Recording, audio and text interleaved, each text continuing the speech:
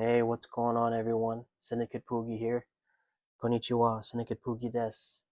Welcome to another episode of Space Signals, where we discuss everything going on in the XG and XGalax universe, whether it's news, updates, discussion and theories, rumors. You're going to find it here, at least to the best of our knowledge. We're really trying to search for all the signals and decode what we can. So I'm your host, Syndicate Poogie, and today is going to be a more compact express transmission episode, but we're going to be talking about very big topics. So without further ado, let's get started. The very first thing I want to talk about is the breaking news. XG will be performing on The Voice Season 28 finale. It'll be on December 16th, and this marks the very first appearance of XG in front of US television. So I am super excited. I'm hype. I'm trying to, you know, keep my energy low, but internally I am screaming inside. This is going to be huge. I feel like this is going to be bigger than even their previous appearances in the US. They did the whole world tour appearance all across the nation. They've done things like Head in the Clouds. They've done KCON. And of course, they've done Coachella, which was probably their biggest moment up to this point. When Coachella was announced back then, in the early part of 2025, personally, me being as strong of an alpha as I have been, really felt a sense of pride, but also felt a sense of, uh, how do I say, kind of bittersweetness because I knew that XG's footprint would grow bigger, and I knew that this connection that they would have with alphas, um, and their unique fan base that have been with them since the beginning, uh, with them having this bigger exposure, it may be more of a challenge to have the kind of experiences that we've been privileged to have when we attend their shows and concerts, and even things like our interactions and connections within the app. In my mind, it's like, wow, this feels like the equivalent of like a parent dropping them off to their first day of school, out in the open world. If Coachella was dropping them off to their first day at school on a planet, this feels like dropping them off on a space shuttle with the universe as their frontier, because the scope of this performance alone, just the performance itself and what it could mean for them and what it actually will mean for them, is insanely significant, insanely huge. Just the number of eyes of the US general public that will be on them, also the people in the room. You're talking about The Voice, so it's going to have the panel of judges who are already established artists in their own right. You have Reba McEntire, who's country queen, and Niall Horan, former boy group member One Direction, who's already an established solo artist himself. Uh, Snoop Dogg, can't forget Snoop Dogg. And then I'm missing someone. I'm missing Michael Bublé. Okay, I used to sing a lot of Michael Bublé in karaoke. He's like has that crooning R&B voice and pop voice. So there, first of all, you've got those four there. Then you've got who knows who among top level executives, top level entertainment personalities, and management, the people behind the camera and behind the scenes. They're going to be present and see XG just kill it, because the song they've chosen to perform is Gala. Now, in my reaction to Gala, I talked about how Gala felt like the most complete version of what X pop can be. It's the intersection of their top tier rap bars, top tier vocals, top tier visuals, top tier music video direction, and not to mention top tier choreo. You've got such a diverse selection of choreo coming from uh, Kokona with her breaking, and then the voguing section, and just the amazing, unique dance moves and choreography of Sienna Lalau, who's their main choreographer. So Gala, to be that first introduction to the U.S. audience, and I know people saying, well, they've been in the US for not to this degree. It's going to be insane. Um, I don't know what kind of effort uh, was put to make this happen. I don't really watch The Voice, so I don't know the scope or difficulty of trying to get an artist to perform on The Voice, much less the season finale. I mean, the season finale, that's when the most of the population that follows The Voice tunes in because they want to know who wins that contest. So you already have all these eyes. They're, some people might be, no pun intended, alienated. They might be like, who are these people?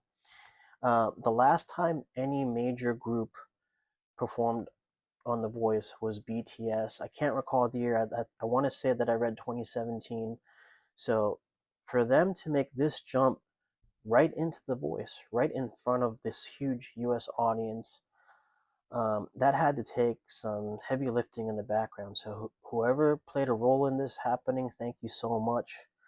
I'm sure that it took a lot of conversations between the X team, and I did research and I did read online after a lot of alphas were providing their feedback and insights. This may have to do primarily with a couple things happening.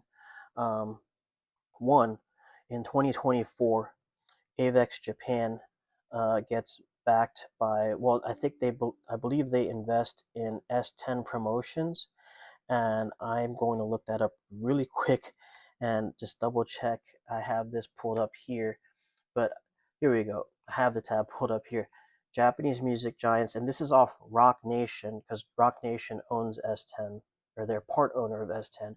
Japanese music giant Avex's U.S. division backs Brandon Silverstein's S10. So I'm going to read what I can here as soon as it's a lot of text.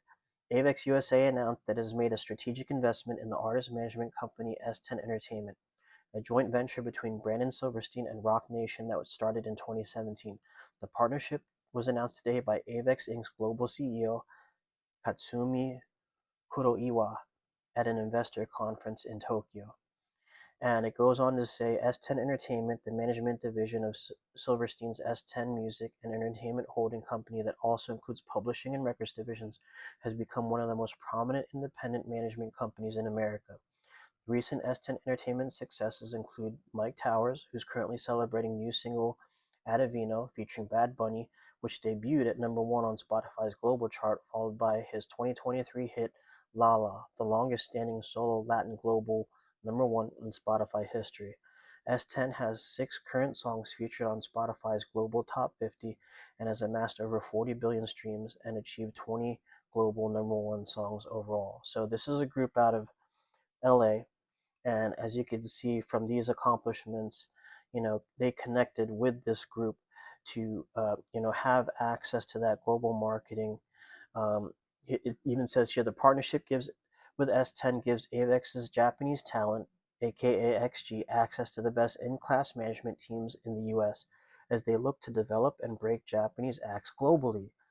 XG is a global group, while also providing a unique route into the Asian market for S10 and Rock Nation stars. PS118, Rhapsody is signed with Rock Nation, and what happened there?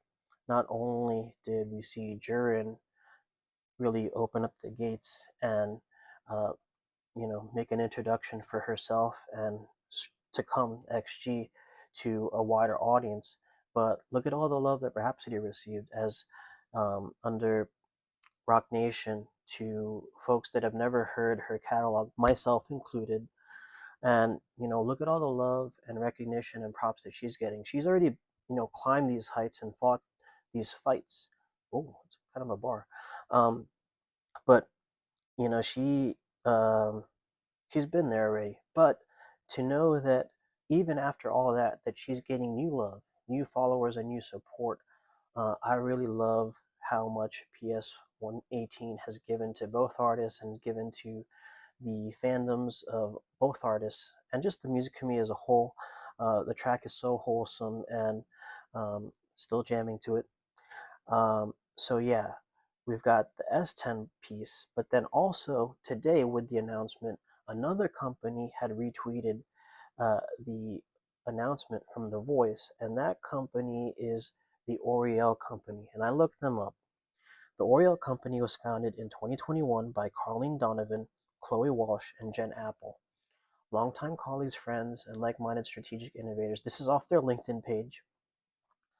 Um, its roster includes Grammy Award-winning artists, Emmy Award-winning actors, Academy Award-winning filmmakers, globally renowned brands. Um, distinguished in both entirely female-founded and operated, the collective comprises of a team of dozens of creative storytellers across offices in New York, LA, and Nashville. Some notable artists, um, and I saw another article here on the prnet.com for the Oriel Company. Um,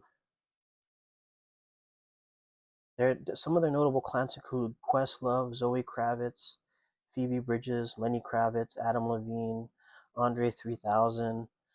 Um, so if they're also behind the actions that put this in motion and made this a big deal, if you got XG being supported by the Oriel Company and S10 and Avex US, um, and one other thing I should point out, with Rhapsody being managed by Rock Nation, or Rock Nation has a hand in who performs at the Super Bowl. I read Grammy here somewhere, so here's my wants. I feel that 2026 is the year that XG makes the biggest impact globally, and also um, makes the biggest impact just in music, where we could see them being Grammy nominated for the next Grammy Awards. On top of that, it this might be a reach, but I would love to see XG, this is a big reach, be considered, if not chosen, for the Super Bowl next year's 2020, before 2030. Okay, before 2030 and as early as 2028. So that's my wants. I would love them for I would love for them to exceed my expectations and my wants. I want them to surprise me. But very, very big career making moves for XG. I'm I'm here to watch the performance. We know that they always kill it, but I'm here to see the world's reaction. I want to see what the social media feeds look like. I want to see what Snoop Dogg's reaction is, what all the hosts, even Reba. I'd like to see what other artists that may come across this feed, what they're thinking when they see this. This is going to be the catalyst. PS 118 was the catalyst. This is going to be uh, the really the performance that opens even more doors to everything that is possible in terms of promotion. A lot can happen between even December 16th and the end of January when their album drops. A lot can happen in a small amount of time. And if they're going to be in the US at around that time, a lot can happen even in a week's time. You can record a lot.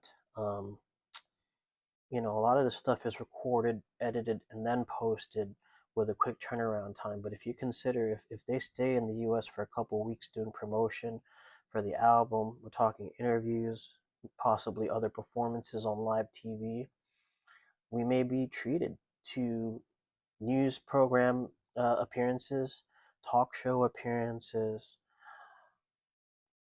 Some alphas have been clamoring, and I would literally go nuts if we hear that we would get an XG Tiny Desk concert, uh, which, I mean, their album hasn't even come out yet, but they have such a diverse catalog up to this point that we could easily see it.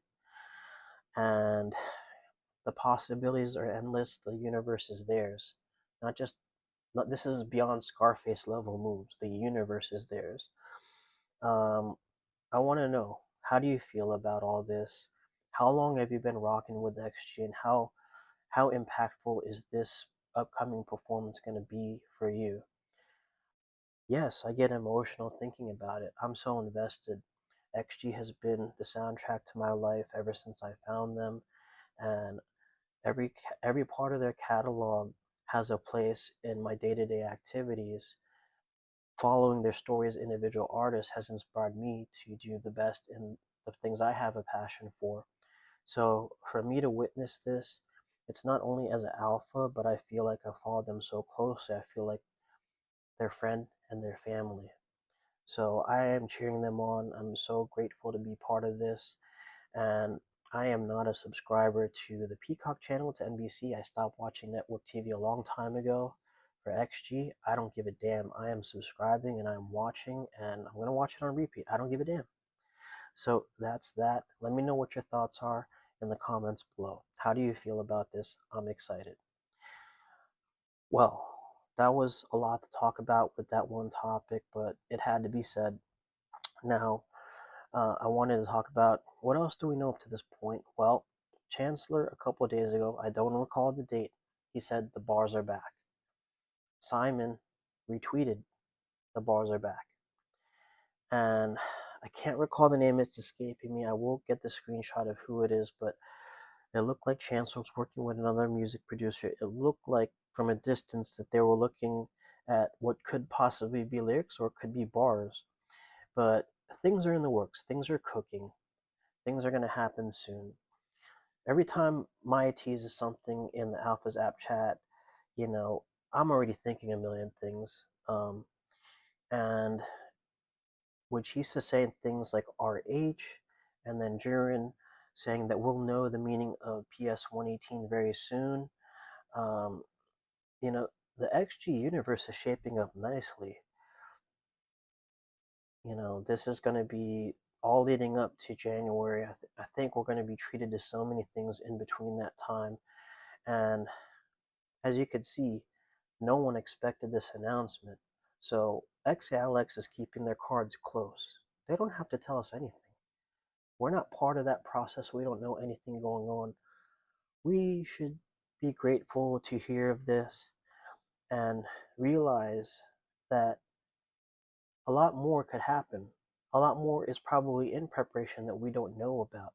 So, at the very least, we know this much. So, for that, be grateful and, keep an open mind that anything is possible. Um, with with that being said, I do wonder what the bars are back means. Does that mean we're going to hear a new track off of the core? Does that mean that we could possibly get another tape showcase? I feel like it's not that, but it's still up in the air. Will we get the announcement of another solo from another member, whether it's Chisa or someone from the rap line? We don't know.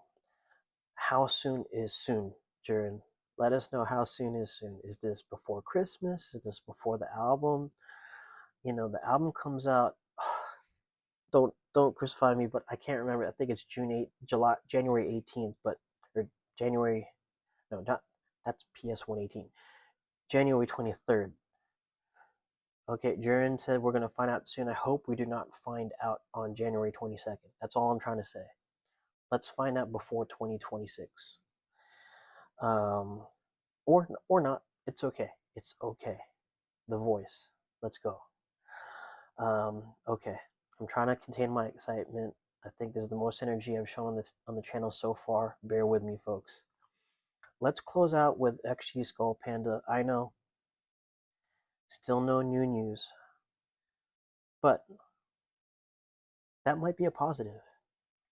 I thought that up to this point, because right now, yeah, first of all, because it's a Tuesday morning, Skullpanda will be releasing this evening. It's actually already posted on Pop Mart Japan, and it's in my cart. So I am going to hope, fingers crossed, that I can secure the Skullpanda. I thought I was going to be able to secure 3, but it looks like limit 2.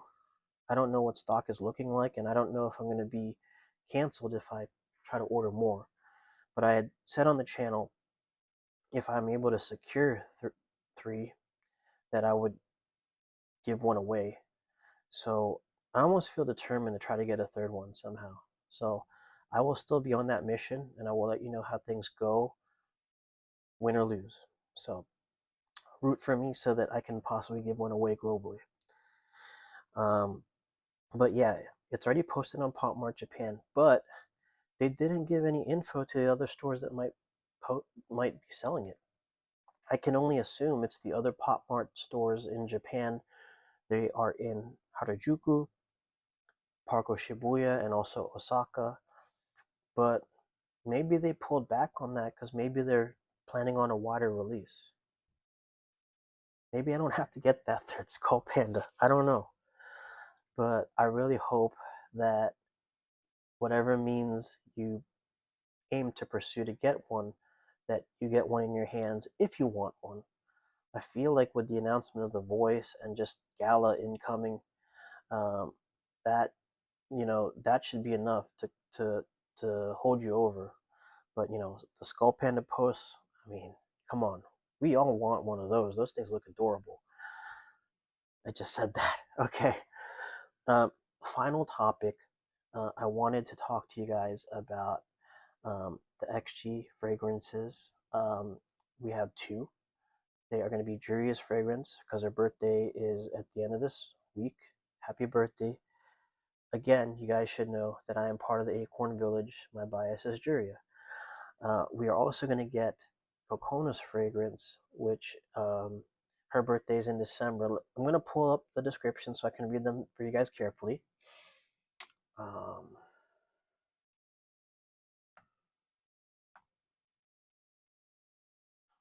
okay, so we've got two fragrances coming out, and they are called.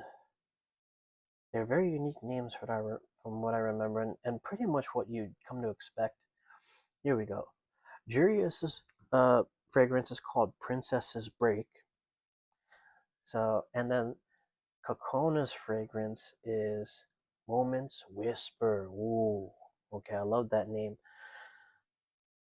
Juria's, when I look at the visual, the bottle is giving a pink vibe. I know that her member color is orange, but it's also looking like it's leaning pink. And one of the flowers in the image almost looks like a fruit or a peach. So I thought that maybe it's like Princess Peach. Um, So maybe she's flip-flopping between orange and pink, which are my colors too. If ever I was in a boy group, I would probably choose to have like a rose pink or a hot pink or Volt as my member color, like this cardigan that I'm wearing. But what is Juria right? I created this fragrance with the image of a moment for a princess who loves sweet treats. It might not be for everyone, but if you're someone who enjoys sweet scents, I hope this fragrance will soothe your body and soul. Use it when you want to feel like a princess, or when you're craving something sweet. That part, okay. I'm going to use it when I'm craving something sweet. I'll just leave it at that.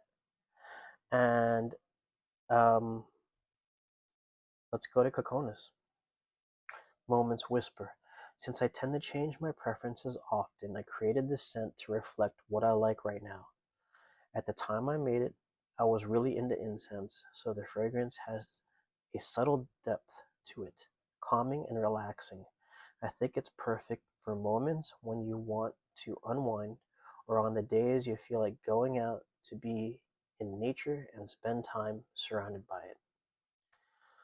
And the image here, it's greenery, it's in front of the moon. So I talked about Hinata's fragrance, how it felt like the freshness of daytime or waking up in the morning.